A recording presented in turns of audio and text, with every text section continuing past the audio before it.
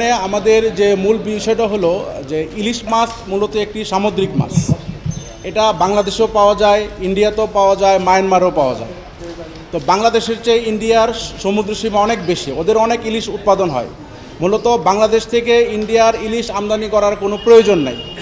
কিন্তু এখানে মূল বিষয়টা যেটা হলো যে ইলিশ মাছ যখন আমাদের পদ্মা নদীতে আসে ডিম পাড়ার জন্য, তখন এই ইলিশটা অত্যন্ত সুস্বাদু হয়, যার কারণে ইন্ডিয়া মূলত আমাদের এই পদ্মা নদীর ইলিশ আমদানি করে।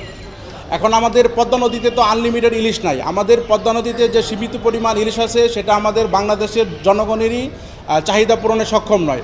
কিন্তু এই পদ্মা নদীর সমস্ত ইলিশ ইন্ডিয়াতে চলে যাওয়ার কারণে রপ্তানি এবং অবৈধভাবে পাচার হওয়ার কারণে বাংলাদেশের ইলিশ, বাংলাদেশের জনগণ এই পদ্মা নদীর ইলিশ থেকে বঞ্চিত হচ্ছে। ফলশ্রুতিতে আমরা আইন পাঠিয়েছি যে বাংলাদেশের যে ইলিশটা পাওয়া যায় সেটা আমাদের দেশের জনগণের জন্য এটা মানে সাফিসিয়েন্ট না, পর্যাপ্ত না। সুতরাং ইন্ডিয়াতে ইলিশ পাঠানো যাবে না। আর ইন্ডিয়াতেও ওদের সমুদ্রের পর্যাপ্ত ইলিশ উৎপাদন হয়, ওদের বাংলাদেশি ইলিশের কোনো প্রয়োজন নেই। আমরা লিগ্যাল নোটিশে যে আমাদের বর্তমান সরকার যে অনুমোদন দিয়েছে ইলিশ রপ্তানি করা, সেটা প্রত্যাহার করার জন্য অনুরোধ করছি। নইলে আমরা এখানে 3 দিনের সময় দিচ্ছি, যদি তারা প্রত্যাহার না করে আমরা মহামান্য হাইকোর্টে রিট পিটিশন দায়ের করব। ইলিশ মাছটা মূলত সামুদ্রিক মাছ, যেটা আমি আগেই বলতেছি। এই সামুদ্রিক মাছ বাংলাদেশে উৎপন্ন হয়, ইন্ডিয়াতে উৎপন্ন হয়, মায়ানমার উৎপন্ন হয় এবং বিশ্বের অনেক দেশে ইলিশ পাওয়া যায়। এবং আমাদের যে বে অফ বেঙ্গল, বঙ্গোপসাগরের সাথে ইন্ডিয়াও কানেক্টেড, মায়ানমারও কানেক্টেড।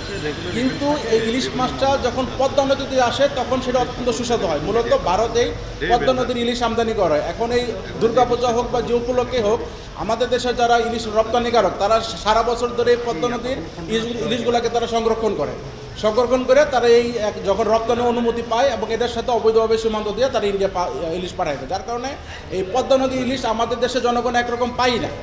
আমরা যেটা খাই সেটা হলো সামুদ্রিক ইলিশ। পদ্মা নদীর সব ইলিশ ইন্ডিয়া চলে যাচ্ছে।